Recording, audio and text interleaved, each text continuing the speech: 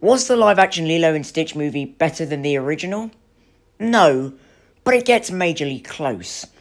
It boggles my mind that other film reviewers on YouTube don't like this movie because I came out loving it. In this spoiler review, I'm going to go through everything, whether my comments are negative or positive, and I'm going to try and stick to everything chronologically. The first 10 minutes of this movie made me feel extremely worried because we were running through story beats from the original film at a breakneck pace. We barely had any time to get introduced to this version of Stitch and what he's about because they're quickly trying to get from one plot point to the next. Now, I get they did this as they were only given a budget of 100 million, but as I say, the opening still felt rushed. That being said, the CGI is fabulous and keeps on being fabulous throughout the film. Stitch never looks out of place in one scene, and Jumba and Pleakley look great from whenever they are on screen. Now, I will say though, that Jumba is horribly destroyed in this movie. Zach Galifianakis was horribly miscast in this movie. The voice that comes out of Jumba's mouth does not fit the character model, and it always just took me out of the movie. Galifianakis' Jumba also is not funny at all and has no chemistry with Billy's Pleakley. In this movie, Jumba is missing two characteristics that I think are vital to making his character work. This is really a shame, as Billy is doing an amazing job bringing Pleakley to live action, even if the production had their hands tied with not being allowed to give Pleakley his iconic wig. However, with all of this aside, I thoroughly appreciated this film taking artistic liberties and adding new scenes. The scene where Stitch crashes the wedding is a harmless, great gag scene that honestly writes itself, and I'm surprised this wasn't in the original. This just adds to the fun of the Stitch mania that we all love. The film's artistic liberties go further as we find that the whole heart of this movie is sibling bonds, which I really related to on a personal level. In this movie, Nani is given way more to do, and it's very impactful and makes more scenes in the movie more emotional, in my opinion.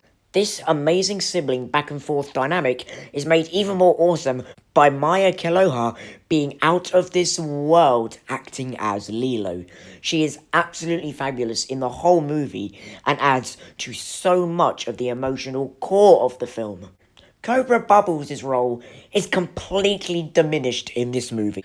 His character is ruined to make way for a new role and someone else to take over his double role of being a child protector and an FBI agent.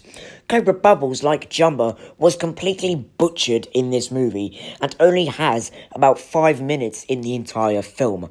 The new child protector character adds nothing new and unique to the story, and she's just kind of forgettable. I don't even know what her name is. Characters like Nani's neighbour and David add to the family dynamic, and because you care about them, when the ending sees LILO permanently living with them, it's a fitting conclusion that feels right due to the characters being built up enough that the audience cares about them too. LILO and Stitch's actual relationship in the movie is highlighted as a brother and sister relationship, as Stitch eggs LILO on to cause trouble, which is very sibling-like.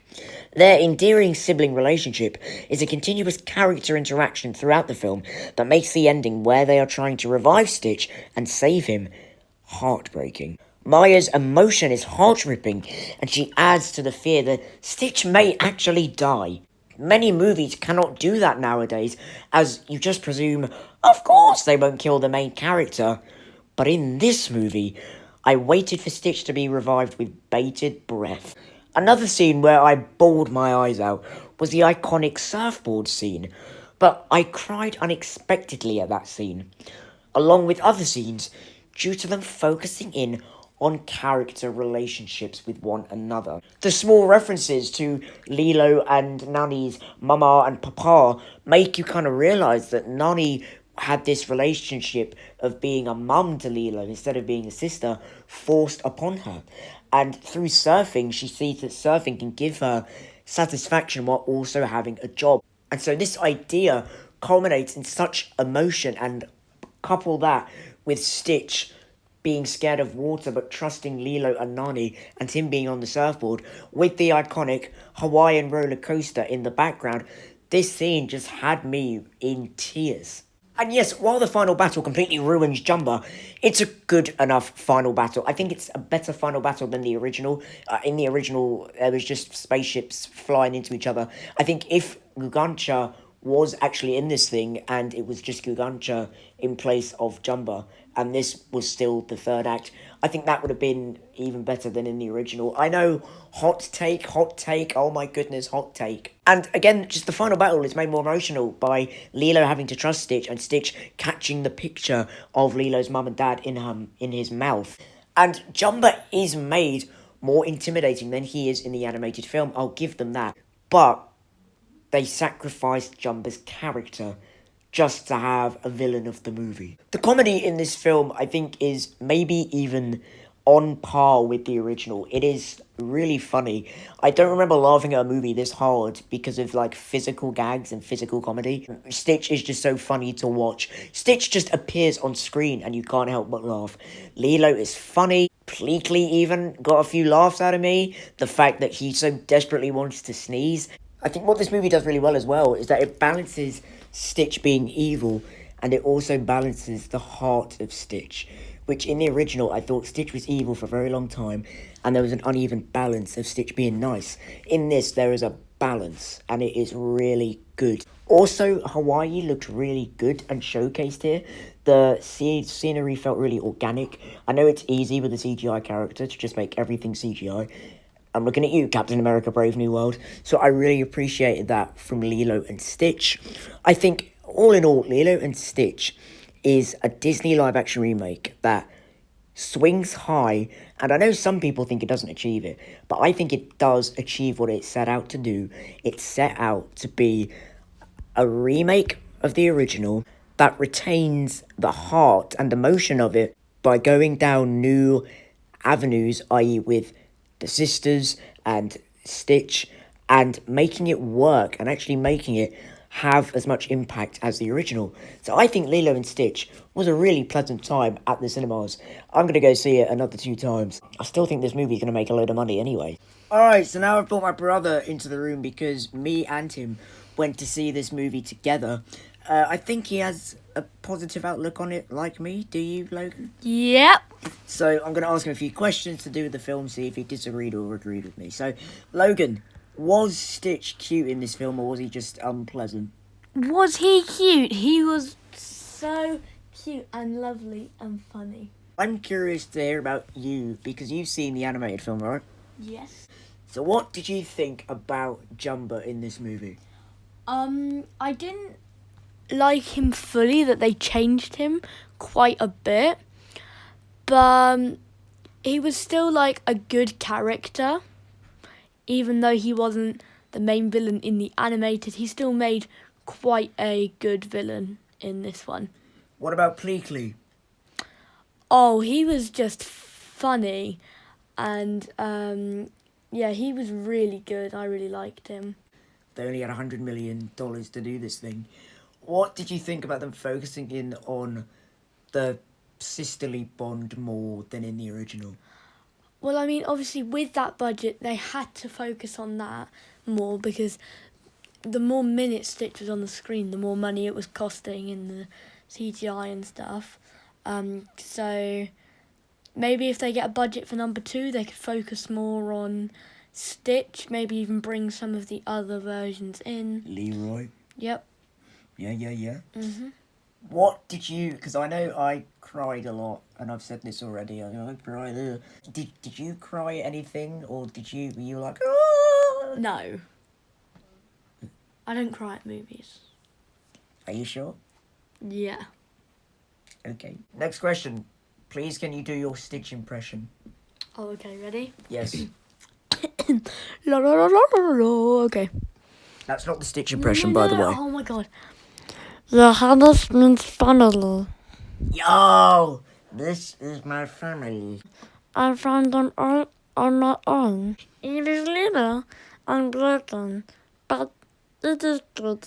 Oh my god, I think we found Chris Sanders' replacement. do you think this benefited from being live action? Like, what made it, like, worthwhile?